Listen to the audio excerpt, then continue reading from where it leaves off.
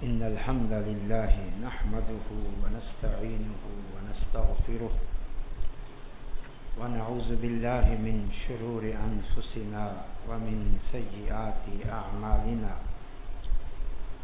من يهده الله فلا مضل له ومن يضلله فلا هادي له وأشهد أن لا إله إلا الله وحده لا شريك له وأشهد أن محمدا عبده ورسوله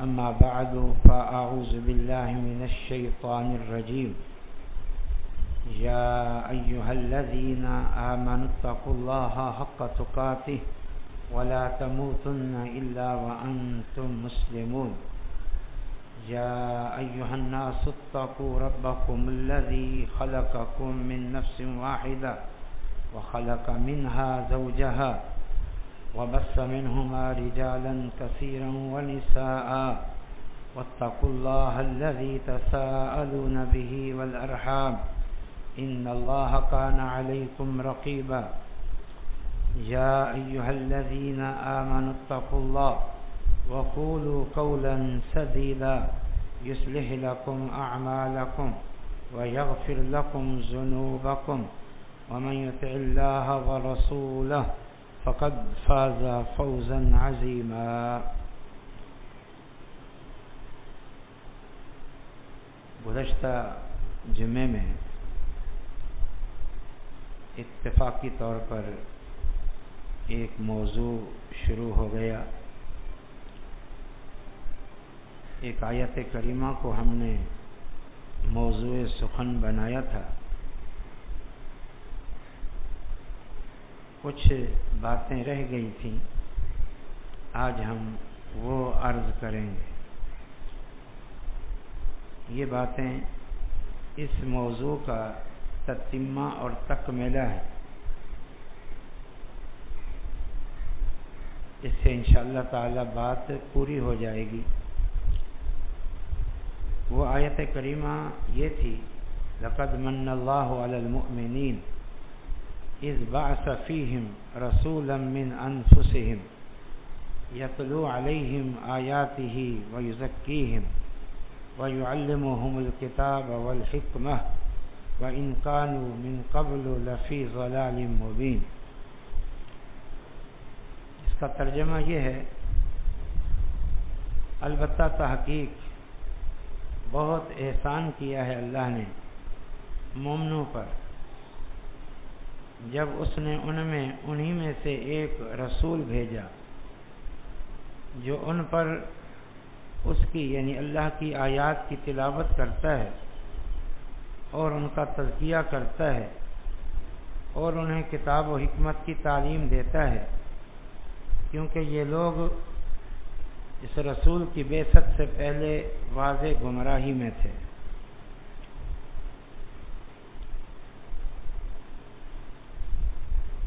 اس آیت کی روشنی میں جو بیان ہو رہا ہے اس کا ہم نے موضوع رکھا ہے گمراہیوں سے بچاؤ کیسے، اور گمراہیوں سے بچاؤ اختیار کرنے کے بعد ہدایت پر استقامت کیسے. اس آیت میں اللہ تعالی نے 3 بنیادی اصول بتائے ہدایت حاصل کرنے کے اور پھر مستقبل میں گمراہی سے بچنے کے یا ہدایت پر استقامت اختیار کرنے کے. یہ جو 3 اصول ہیں یہ در حقیقت نبی کریم صلی اللہ علیہ وسلم کی نبوت کے 3 مقاصد ہیں. قرآن مجید میں تفصیل موجود ہے نبی صلی اللہ علیہ وسلم کی نبوت کے مقاصد، آپ کی ذمہ داریاں، امت کے لیے آپ کی تعلیم. لیکن اس آیت میں اللہ تعالی نے کمال جامعیت کے ساتھ رسول اللہ صلی اللہ علیہ وسلم کی زندگی کے امت کے حوالے سے جو مقاصد تھے ان کو 3 میں بیان کر دیا، اور یہی 3 اصول ہیں ہدایت حاصل کرنے کے، یعنی گمراہی سے بچنے کے، اور پھر مستقبل میں بھی گمراہی سے بچے رہنے کے۔ وہ 3 مقاصد کیا ہیں؟ پہلے قرآن کی زبانی سنی، رسول کیا کرتے ہیں؟ یتلو علیہم آیاتہ، اللہ کی آیات کی تلاوت کرتے ہیں، یعنی جیسے جیسے قرآن اترتا رہا رسول اللہ اس کو پڑھ پڑھ کے سناتے رہے۔ نمبر 2، یزکیہم، رسول لوگوں کا تزکیہ کرتے رہے، اصلاح کرتے رہے، برائیوں سے روکا اور نیکیوں سے ان کو آگاہ کیا۔ برائیوں سے، چاہے وہ شرک کی برائی ہو، عمل کی برائی ہو، اخلاق کی برائی ہو، عادات کی برائی ہو، اس سے روکا، اور جو عقیدے، عمل اور اخلاق کی اچھائیاں ہیں ان سے ان کو آگاہ کیا۔ یہ ہے تزکیہ، یہ کرتے رہے۔ اور نمبر 3، انہیں کتاب کی یعنی قرآن کی جس کی تلاوت کی اس کی تعلیم دی باقاعدہ، اس کو سمجھایا بھی، وضاحت طلب باتوں کی وضاحت بھی کی، والحکمہ، اور ساتھ میں اللہ تعالیٰ نے قرآن کے علاوہ جو آپ کو علوم عطا فرمائے تھے، جو احکامات عطا فرمائے تھے، ان کی بھی تعلیم دی، ان سے بھی امت کو آگاہ کیا اور خبردار کیا۔ یہ 3 مقاصد تھے۔ ہم ان 3 مقاصد کو نام دیتے ہیں ہدایت کے اصول، گمراہی سے بچنے کے اصول، ہدایت مل جائے اس پر قائم رہنے کے اصول۔ اب انہی مقاصد کو آپ اصول کہہ دیں اور ان الفاظ میں سنیں۔ نمبر 1، ہدایت چاہیے اور پھر ہدایت پر استقامت چاہیے،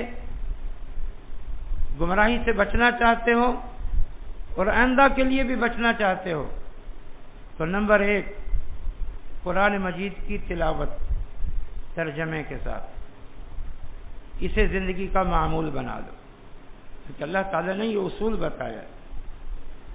اور نمبر 2، یہ عزم کر لو، یہ ارادہ کر لو کہ رسول اللہ صلی اللہ علیہ وسلم ایک تزکیے، تربیت اور اصلاح کا پروگرام لے کے آئے، اسے پیش کیا، اور اسی میں اصلاح ہے، اسی میں پاکیزگی ہے۔ اب قرآن و حدیث کی روشنی میں رسول اللہ صلی اللہ علیہ وسلم جو عقیدہ دیں اسے قبول کرتے چلے جاؤ، جو عمل بتائیں اسے تسلیم کرتے چلے جاؤ، جو اخلاقیات بتائیں اسے قبول کرتے چلے جاؤ، جو عادات وہ خود اختیار کریں تمہیں بتائیں اسے قبول کرتے چلے جاؤ، اور جن جن باتوں سے، کفر کی باتیں، شرک کی باتیں، ظلم و تعدی کی باتیں، بد اخلاقی کی باتیں، بے مروتی کی باتیں، چوری ڈاکہ زنا لوٹ مار کی باتیں، جن جن سے روکیں ان سے رکتے چلے جاؤ۔ بس تمہارا کام صرف اور صرف اپنے رسول کی اتباع ہے، تزکیہ انہوں نے کر دیا ہے، ان کی تعلیم موجود ہے، تم اسے قبول کرتے چلے جاؤ، تمہاری اصلاح ہو جائے گی، عقیدے کی بھی، عمل کی بھی، اخلاق کی بھی۔ اور تیسری بات، نمبر 1 کہ قرآن مجید کا جو مقام تمہیں تلاوت کرتے ہوئے ترجمے کے ساتھ مشکل آئے تو تم نے رجوع کرنا ہے رسول اللہ کی طرف، ان کی کسی نہ کسی حدیث سے، آپ کے کسی نہ کسی عمل سے، کسی نہ کسی بات سے اس کی توضیح آپ کو مل جائے گی، وضاحت مل جائے گی۔ ایک تو یہ بات کہ آپ نے تعلیم دی، اس قرآن کی تعلیم دی، تعلیم کا معنی یہی ہے مشکل مقامات کا حل رسول اللہ کی حدیث اور سنت سے مل جائے گا۔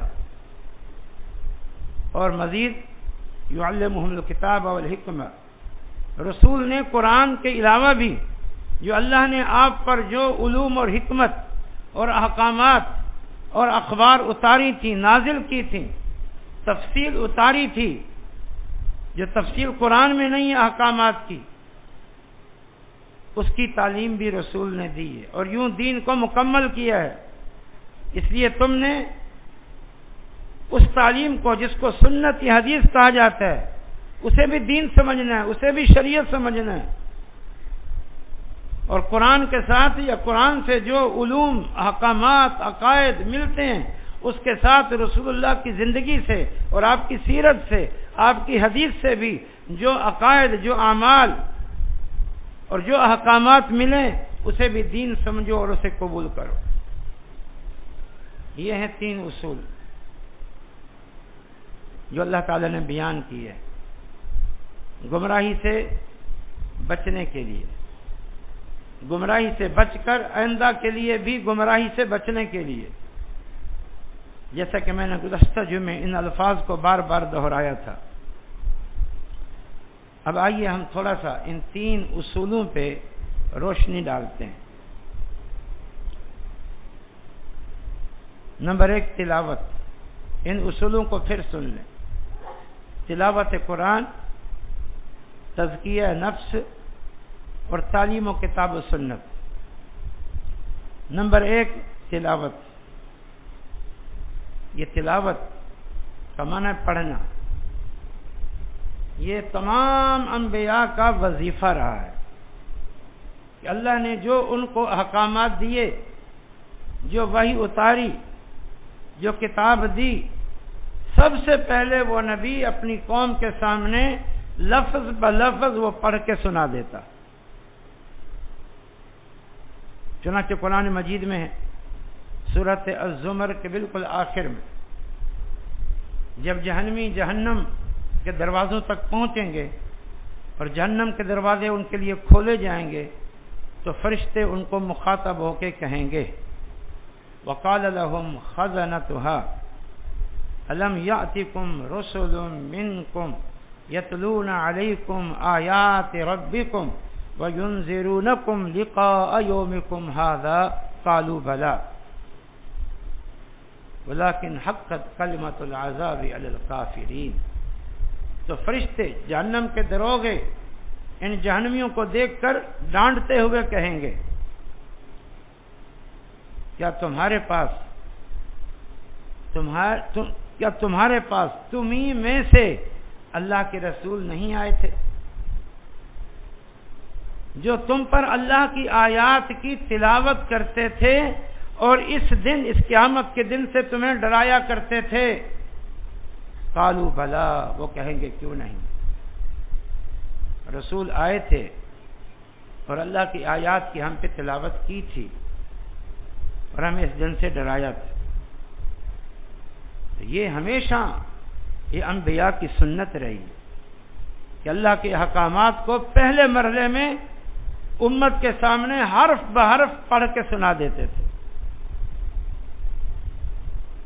پھر یہ جو تلاوت ہے یہ فی نفس ہی خود ایک بہت بڑی نیکی ہے، فی نفس ہی، جیسا کہ آپ ماہ رمضان میں، رمضان اور قرآن کے موضوع کی مناسبت سے اس بارے میں بہت کچھ سن چکے ہیں، تلاوت کے فوائد، تلاوت کی اہمیت، قرآن کا حق۔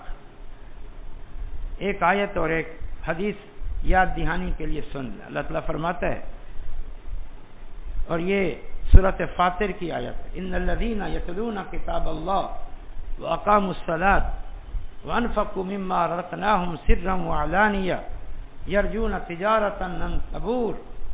وہ لوگ جو اللہ کی آیات کی تلاوت کرتے ہیں، نمبر 2 نماز قائم کرتے ہیں، نمبر 3 اللہ نے انہیں جو رزق دیا ہے وہ دن اور رات اس کو خرچ کرتے ہیں۔ فرمایا یہ وہ لوگ ہیں جو اللہ سے تجارت کر رہے ہیں، ایسی تجارت جس میں کوئی نقصان اور گھاٹا نہیں۔ لیوفیہم اجورہم، اللہ ان کو پورا پورا اجر دے گا، اللہ معاف کرنے، اور اللہ ان کو اپنے فضل سے بڑھا چڑھا کر دے گا۔ اللہ قدردان اور معاف کرنے والا ہے۔ اب دیکھیں، تلاوت کرنے والوں کی اللہ نے یہاں پر فضیلت بیان کی. اور آیت حدیث مبارک یہ ہے صحیح بخاری کی. اس حدیث کے مختلف الفاظ وارد ہیں. بخاری ہی میں یہ الفاظ بھی وارد ہے: لا حسد الا فی اثنتین رجل علمہ اللہ القرآن فہو یتلوہ آناء اللیل و آناء النہار. نہیں رشک مگر دو بندوں میں، دو بندے قابل رشک ہے کہ بندہ یہ کہے کاش میں ایسا ہوتا، میں یہ کام کرتا جو یہ کر رہا ہے. نمبر ایک، جسے اللہ نے قرآن دیا اور پھر وہ اسے دن اور رات کے مختلف اوقات میں اس کی تلاوت کرتا رہتا ہے. اور نمبر دو، اللہ نے جسے مال دیا اور وہ خوب اور خوب مال خرچ کرتا رہتا ہے. فرمایا یہ دو بندے قابل رشک ہے. دیکھیں صرف تلاوت بھی وہ عمل ہے جو قابل رشک ہے. اللہ کے رسول صلی اللہ علیہ وسلم کہہ رہے ہیں یہ قابل رشک شخص ہے. اور ایک اور حدیث تو آپ سنتے ہیں: من قرأ حرفا من کتاب اللہ فلہ بہ حسنۃ والحسنۃ بعشرۃ امثالها لا اقول الف لام میم حرف ولكن الف حرف ولام حرف ومیم حرف. یہ جامع ترمذی کی حدیث ہے. فرمایا جو کتاب اللہ کا ایک حرف پڑھتا ہے اسے کم سے کم 10 نیکیاں ملتی ہیں. اور میں یہ نہیں کہتا کہ الف لام میم ایک حرف ہے، بلکہ الف لام میم میں الف الگ حرف ہے، لام الگ حرف ہے، میم الگ حرف ہے. تو یہ تلاوت تو خود فی نفس ہی بہت بڑی نیکی ہے. ایک تو یہ اللہ کا کلام ہے. نمبر دو، کیونکہ قرآن میں بنیادی طور پر احکامات کے ساتھ ساتھ اللہ کی عظمت، اس کی تعریف، اس کی ثنا، اس کی وحدانیت کا بیان جو ذکر کے زمرے میں آتا ہے. تو یہ تلاوت بھی ذکر الہی کی ایک صورت ہے. پھر اس تلاوت کا یہ اللہ کا کلام ہے، آپ اس کو پڑھ رہے ہیں، سن رہے ہیں، تو یقیناً یہ نیکی کا کام ہے. لیکن مزید یہ کہ یہ قرآن مجید احکامات پر مشتمل ہے، عقائد صحیحہ پر مشتمل ہے، دین پر مشتمل ہے. تو یہ احکامات دینیہ پر مشتمل ہے. تو یہ تلاوت بھی احکامات دینیہ کو جاننے کا ذریعہ ہے، اسلامی تعلیمات کو سیکھنے کا ذریعہ ہے. تو لہذا اس کی تلاوت کو مسنون بلکہ نیکی بلکہ بڑے اجر و ثواب کا حامل قرار دے دیا تاکہ لوگوں کو اجر بھی حاصل ہو، ثواب بھی حاصل ہو، اللہ کی معرفت بھی حاصل ہو، اور ساتھ میں دینی احکامات کی بھی ان کو ہمہ وقت معرفت حاصل ہوتی رہے.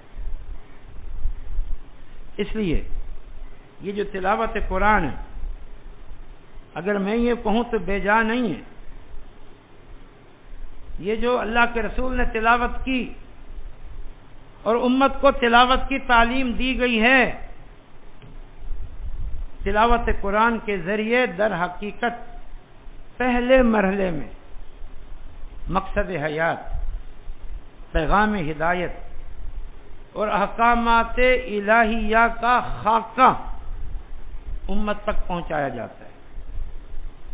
مقصد حیات بتایا جاتا ہے،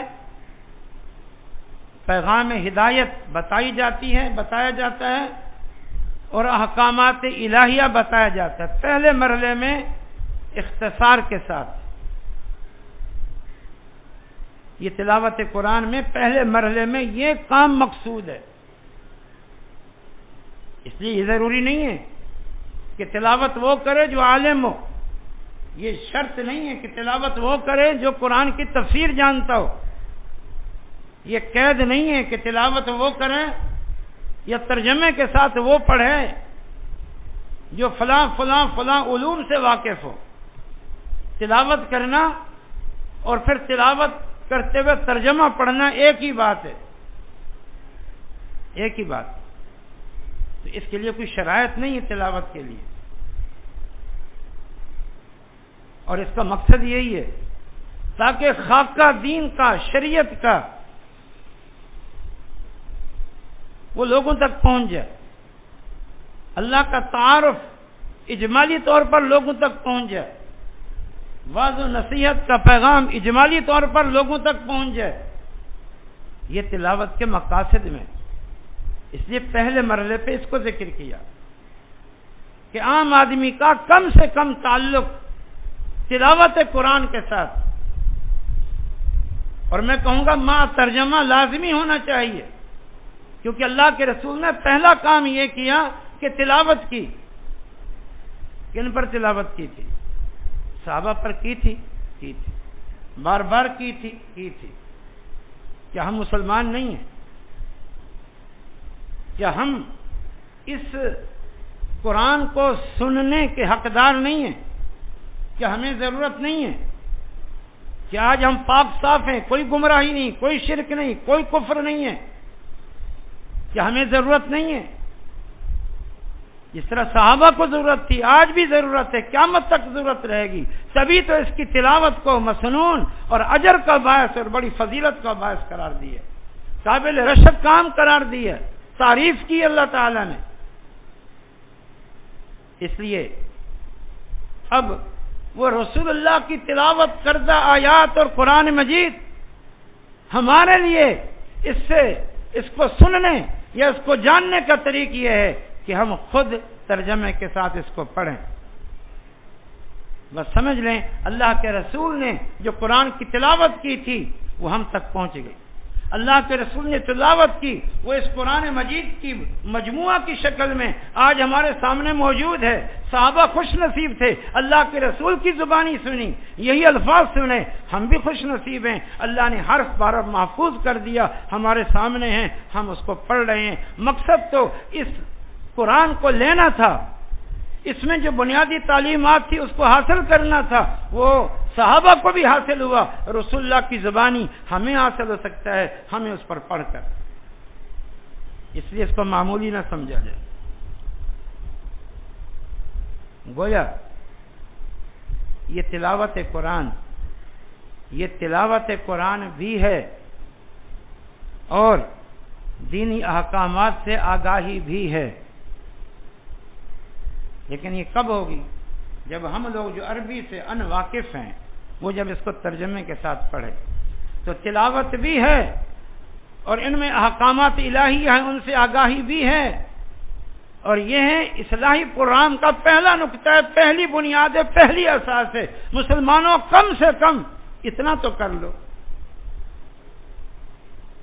جو گمراہیوں سے نجات کی پہلی بنیاد ہے، جو رسول اللہ کا پہلا کام تھا، جو رسول اللہ کی بعثت کا پہلا مقصد تھا، اس کے ساتھ تو جڑ جاؤ اور تعلق قائم کر لو.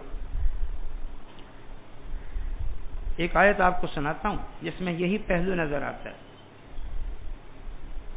کہ تلاوت کے ذریعے لوگوں کو دینی احکامات سے آگاہ کیا گیا، عقائد سے آگاہ کیا گیا. وَقُرْآنًا فَرَقْنَاهُ لِتَقْرَأَهُ عَلَى النَّاسِ عَلَى مُقْسٍ وَنَزَّلْنَاهُ تَنزِيلًا. سورۃ الاسراء یعنی بنی اسرائیل کی یہ آیت ہے.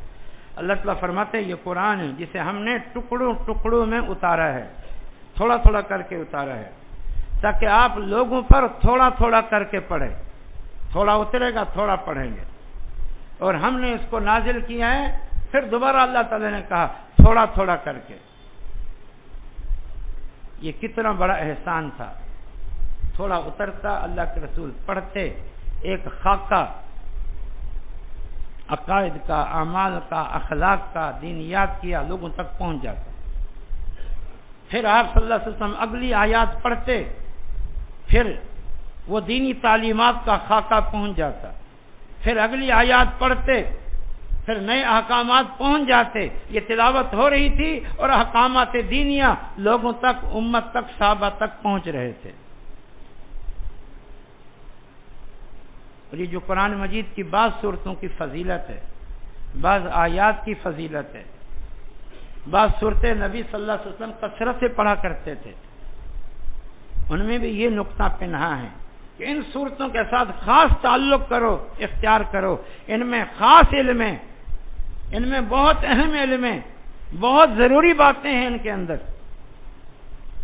اور اللہ تعالیٰ فرماتا ہے وَلَقَدْ يَسَّرْنَا الْقُرْآنَ لِلذِّكْرِ فَهَلْ مِن مُدَّكِرٍ. سورۃ القمر میں 4 مقام پر یہ آیت ہے. اللہ تعالیٰ فرماتے ہیں ہم نے قرآن کو حصول نصیحت کے لیے آسان بنا دیا ہے. کیا ہے تم میں سے کوئی نصیحت پکڑنے والا؟ اللہ نے قرآن کا ایک نام موعظت نصیحت رکھا ہے کہ اس سے تمہیں نصیحت ملے گی، سمجھایا جا رہا ہے، تمہیں حق اور سچ کی تمیز کرائی جا رہی ہے، اچھائی اور برائی کی تمیز تمہیں دی جا رہی ہے. نصیحت اسی کو کہتے ہیں. اچھے کاموں کا اچھا انجام بتایا جا رہا ہے، برے کاموں کا برا انجام بتایا جا رہا ہے. تو قرآن تو یہ کتاب ہے، اور آپ اس کو چھوڑ کے بیٹھ جائیں سرے سے. رمضان کے بعد بند کیا اور اگلے رمضان پھر کھولا، اور وہ بھی صرف لفظ بلفظ جس کا ترجمہ ہمیں نہیں آتا. تو کہاں سے پھر عقیدوں کی اصلاح ہوگی؟ پھر یہ جو گمراہیوں کے جکھڑ چل رہے ہیں، یہ گمراہیوں کے جو طوفان چل رہے ہیں، یہ پھر آپ کو اپنی لپیٹ میں لے لیں. بچاؤ چاہتے ہو تو پہلی اساس اور بنیاد قرآن کے ساتھ صحیح تعلق، کیونکہ یہ دین کا خلاصہ ہے اور دین کی بنیادی تعلیم ہے. اپنا محاسبہ خود کر لو، ہم کہاں کھڑے ہیں. نہ پڑھنے کا اہتمام، نہ سننے کا اہتمام. اور اگر کچھ شوق ہے کچھ لوگوں میں، وہ صرف اچھی قرات اور تلاوت سننے کا تھوڑا شوق ہے کہ بس ہم سن لیں. وہ بھی اچھی بات ہے، میں اس کی مذمت نہیں کر رہا، لیکن اس کے ساتھ ساتھ ترجمے سے پڑھنے، ترجمے کے ساتھ سننے کا شوق ہونا چاہیے. دوسری بات تھی وہ یزکی ہے. دوسرا اصل، رسول لوگوں کا تزکیہ کرتے ہیں. تزکیے سے مراد کیا ہے؟ لفظی معنی ہے پاک کرتے ہیں. پاک کس سے کیا جاتا ہے؟ گندگی سے، خرابی سے. اس کا مفہوم ہے اصلاح کرتے ہیں. اصلاح کرنا کیا ہوتا ہے؟ بچوں کی اصلاح کرتے ہیں، چھوٹوں کی اصلاح کرو، اساتذہ طلباء کی اصلاح کرتے ہیں. ان میں جو خرابیاں ہیں ان کو ان خرابیوں سے روکو، ان خرابیوں کے بد اثرات بتاؤ، اور جو اچھائیاں ہیں ان سے آگاہ کرو اور اس کے اچھے نتائج بتاؤ. اسی چیز کا نام ہے اصلاح کرنا. رسول اصلاحی پروگرام کے لیے آئے تھے، تزکیہ نفس کے لیے، اصلاح نفس کے لیے، تربیت کے لیے آئے تھے، اور آپ نے یہ کام کیا. عقائد، اعمال اور اخلاق کی اصلاح. دوسرے لفظوں میں تزکیہ کا معنی پاک کرنا، یعنی عقائد، اعمال اور اخلاق کی گندگیوں اور میل کچیل سے امت کو پاک کرنا. ہم سمجھتے ہیں کہ گندگی صرف وہ نجاست ہے جو بول و براز کی شکل میں مثال کے طور پر ہمارے کپڑے کو لگ جائے، ہمارے جسم کو لگ جائے، صرف یہ گندگی. اسلام اس سے بھی بچنے کی تاکید کرتا ہے. اس کو کہتے ہیں طہارت حسی. اسلام طہارت کی تعلیم دیتا ہے، پاکیزگی کی تعلیم دیتا ہے. طہارت اور پاکیزگی، حدیث ہے الطہور شطر الایمان، صحیح مسلم کی حدیث ہے. طہارت اور پاکیزگی نصف ایمان ہے. اللہ اکبر. آدھا ایمان قرار دیا، یہ اہمیت پیش کی جا رہی ہے. یہ حسی طہارت ہے، حسی، کہ آپ کے ہاتھ اور کپڑوں پہ گندگی لگی ہوئی نہ ہو، آپ کے جسم پہ گندگی لگی ہوئی نہ ہو. اسلام اس کی تعلیم دیتا ہے. یہ بھی ہمارے دین کی ایک یعنی اعلیٰ تعلیم اور خوبی ہے. اسلام ہمیں طہارت اور پاکیزگی کا حکم دیتا ہے. ہمارے نبی صلی اللہ علیہ وسلم کو خوشبو پسند تھی، حتیٰ کہ آپ کثرت سے مسواک کرتے تھے تاکہ منہ کے اندر کوئی ایسی ہوا پیدا نہ ہو جائے جو ایک یعنی غیر موضوع ہو. اور مسواک کی تعلیم دی رسول اللہ صلی اللہ علیہ وسلم نے، فضیلتیں بتائیں مسواک کی. اور باقی طہارت تو ہے ہی ہے، اس کا بھی اہتمام کرنا چاہیے. اللہ نے مسلمانوں کو یہ امتیاز دیا ہے. آج مسلم قوم ہی سب سے بڑھ کر اپنی طہارت پاکیزگی یعنی ظاہری نجاستوں سے پاکیزگی کا اہتمام کرتی ہے، الا ماشاء اللہ، ورنہ باقی قوموں میں کوئی اہتمام نہیں ہے، حتیٰ کہ غیر محسوس نجاست جیسے جنابت لاحق ہو جائے، جب انسان پر شرعی طور پر غسل واجب ہوتا ہے، اب اس جنابت کے لائق ہونے سے وہ جنابت جسم کو لگی ہوئی نہیں ہے، کوئی گندگی جسم کو لگی ہوئی نہیں ہے، لیکن اس کے اثرات کیونکہ انسانی جسم پر آ گئے، اس لیے غسل کا حکم ہے۔ اور جب اللہ کے حضور پیش ہونا ہے نماز پڑھنے کے لیے تو تب تو جو حد سے اصغر ہے، بول و براز کی وجہ سے جو انسان کو حدث اور ایک قسم کی ناپاکی ہلکی سی لاحق ہوتی ہے، اسے سے بھی پاک ہونا ضروری ہے کہ تم اللہ کے حضور پیش ہو رہے، سبحان اللہ، اللہ کی عظیم عبادت بجا لا رہے ہو، اللہ کے سامنے سر بسجود ہو رہے ہو، تو اب تو باوضو ہو کے آؤ، یہ تو اسلام کی تعلیم ہے۔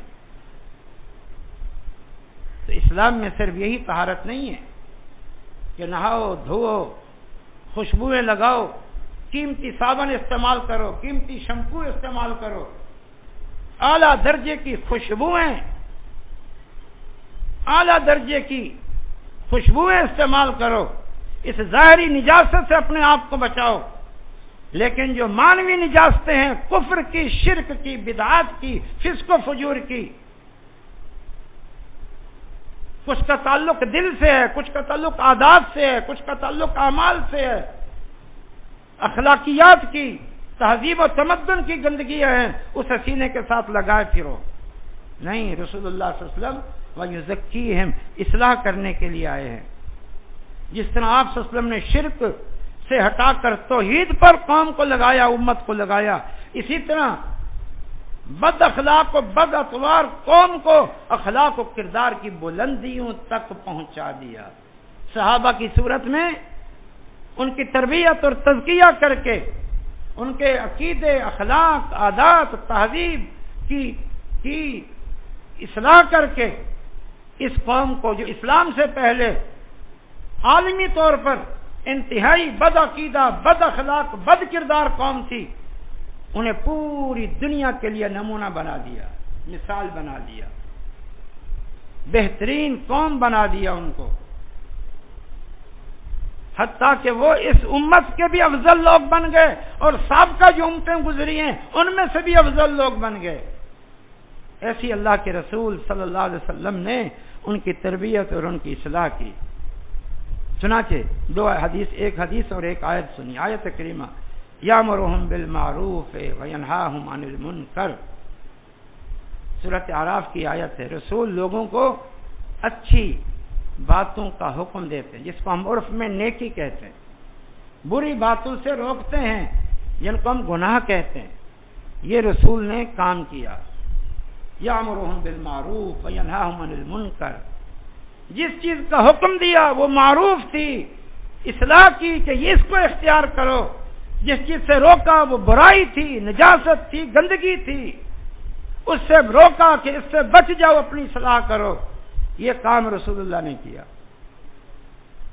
اور ہم کلمہ پڑھنے والے، رسول کی بعثت پر خوش ہونے والے، خوش بھی ہونا چاہیے، کلمہ بھی پڑھنا چاہیے، لیکن اگلا جو مرحلہ ہے کہ آپ تزکیہ نفس کے لیے آئے، اصلاح معاشرہ کے لیے آئے، تبدیلی لانے کے لیے آئے، جاہلیت کو ختم کرنے کے لیے آئے، جاہلی روایات کو ختم کرنے کے لیے آئے، اس طرف بھی تو آگے بڑھو۔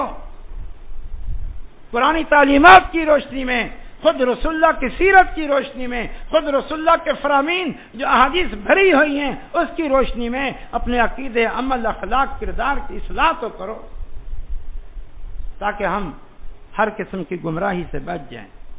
اور حدیث مبارک یہ جو صحیح مسلم کی ہے، فرمایا ما بعث اللہ من قبل من نبی الا کان حقا علیہ یدل امتہ علی خیر ما یعلمہ لہم وینذرہم شر ما یعلمہ لہم، فرمایا مجھ سمیت اللہ نے جتنے بھی انبیاء قوموں میں بھیجے ان کی یہ ذمہ داری تھی، ان نبیوں کی، سنو نبیوں کی ذمہ داری، اپنے نبی کی بھی ذمہ داری، کیا ذمہ داری تھی ان یدل امتہ علی خیر ما یعلمہ لہم، امت کو ہر اس خیر سے، اس بھلے کام سے مطلع کر دے جس کا علم اللہ نے اس نبی کو دیا، اور امت کو ہر اس شر سے متنبہ کر دے، روک دے جس شر سے اللہ نے اس نبی کو آگاہ کیا۔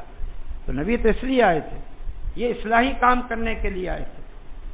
ہم نے کلمہ پڑھ لیا ہے، بس محبت کی چند باتیں کر لیتے ہیں، اور بس تعلیمات کیا ہے، اصلاحی پروگرام کیا ہے، کس سے روکا، کس سے منع کیا، نہیں، اس کی طرف توجہ نہیں۔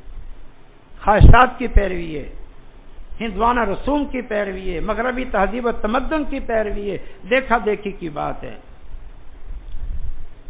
تزکیے کے بارے میں بالکل آخری بات عرض کرتا ہوں، میں آج کی گفتگو ختم کرتا ہوں، آخری نقطہ آئندہ بیان کریں گے۔ اہم بات تزکیہ کے بارے میں، تزکیہ کا معنی اصلاح نفس، تزکیہ نفس یہ ایک شرعی اصطلاح ہے۔ اس اصلاح اور تزکیے اور تبدیلی کی جو اساس ہے وہ قرآن و حدیث ہے، کیونکہ اللہ کے رسول تزکیہ کرنے آئے اور صحابہ کی صورت میں عظیم ترین جماعت قائم بنا دی۔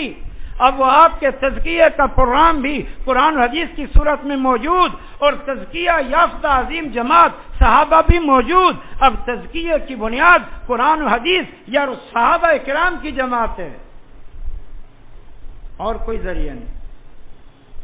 ہمارے صوفیاء نے تزکیہ کے نام پر شرک و بدعت کو ہی فروغ دیا ہے، تصوف اور طریقت کے نام پر نیا دین نہیں بلکہ نئے دین گھڑ کے رکھ دیے ہیں۔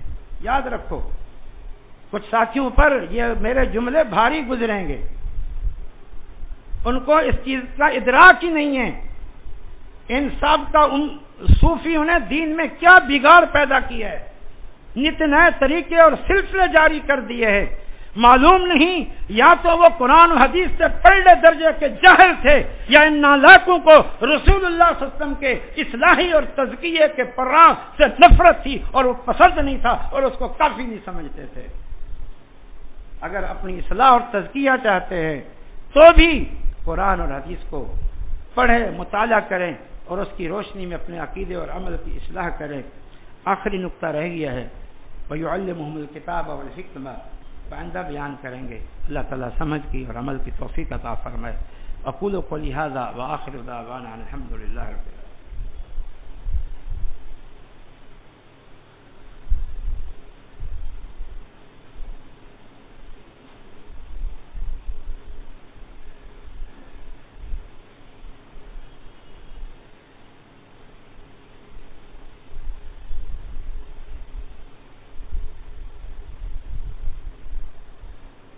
إن الحمد لله نحمده ونستعينه ونستغفره ونعوذ بالله من شرور أنفسنا ومن سيئات أعمالنا، من يهده الله فلا مضل له ومن يضلله فلا هادي له، وأشهد أن لا إله إلا الله وحده لا شريك له، وأشهد أن محمدا عبده ورسوله، أما بعد فإن خير الحديث كتاب الله، وخير الهدي هدي محمد صلى الله عليه وسلم، وشر الأمور محدثاتها، وكل محدثة بدعة، وكل بدعة ضلالة، وكل ضلالة في النار۔ أما بعد فأعوذ بالله من الشيطان الرجيم، يا أيها الذين آمنوا اتقوا الله حق تقاته ولا تموتن إلا وأنتم مسلمون، يا أيها الناس اتقوا ربكم الذي خلقكم من نفس واحدة وخلق منها زوجها وبث منهما رجالا كثيرا ونساء، واتقوا الله الذي تساءلون به والأرحام، إن الله كان عليكم رقيبا، يا أيها الذين آمنوا اتقوا الله وقولوا قولا سديدا يصلح لكم أعمالكم ويغفر لكم ذنوبكم، ومن يطع الله ورسوله فقد فاز فوزا عظيما۔ بڑے اختصار کے ساتھ ایک اعلان ہے، ہمارے ضلع ملتان کے علاقے جلال پور پیر والا سے متصل ایک گاؤں ہے بستی پونٹا، وہاں کافی عرصے سے الحمدللہ مسجد قائم ہے، جو ہماری کوششوں سے اور ہمارے والد مرحوم رحمۃ اللہ علیہ کی کوششوں سے ترغیب سے وہاں بنی۔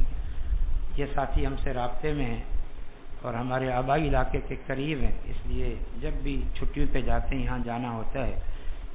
غریب گاؤں ہونے کی وجہ سے، وسائل نہ ہونے کی وجہ سے تعلیم و تعلم کا کوئی صحیح انتظام نہیں، اور کوئی صحیح معنوں میں کوئی عالم دین، امام اور خطیب نہیں۔ ہماری ترغیب سے الحمدللہ وہاں پر ایک نئے سرے سے ایک عالم کا جو امام بھی ہو اور مدرس بھی ہو انتظام کیا گیا ہے۔ اس کی 25,000 روپے ماہانہ تنخواہ مقرر کی گئی ہے، اور میں نے ان ساتھیوں سے وعدہ کیا کہ میں انشاءاللہ اس حوالے سے بھرپور آپ کے ساتھ تعاون کراؤں گا۔ تو آج یہ ساتھی آئے ہوئے ہیں، آپ حضرات نے بھرپور تعاون کرنا ہے۔ یہ سالانہ کوئی 2 لاکھ اور غالباً 40,000 بنتے ہیں، یہ 20,000 کے حساب سے، اور 25,000 کے حساب سے اور بن جائیں گے۔ تو اس کا اگر کوئی ایک ساتھی انتظام کر دے سالانہ تو یہ سب سے اچھا ہے، یا پھر جو بھی آپ تعاون کر سکیں آپ کر دیں۔ قاری ظفر اللہ صاحب موجود ہیں، ان سے رابطہ بھی نمبر لیا جا سکتا ہے۔ اللہ تعالیٰ آپ کو جزائے خیر دے۔ یہ ایک دینی کام شروع ہوا ہے، آپ کا حصہ شامل ہو جائے۔ بارک اللہ فیکم۔ میں نے خصوصی طور پر ان کو آج بلایا ہے، آپ تعاون کریں۔ بارک اللہ فیکم۔ اللہم صلی علی محمد وعلی آل محمد کما صلیت علی ابراہیم وعلی آل ابراہیم انک حمید مجید۔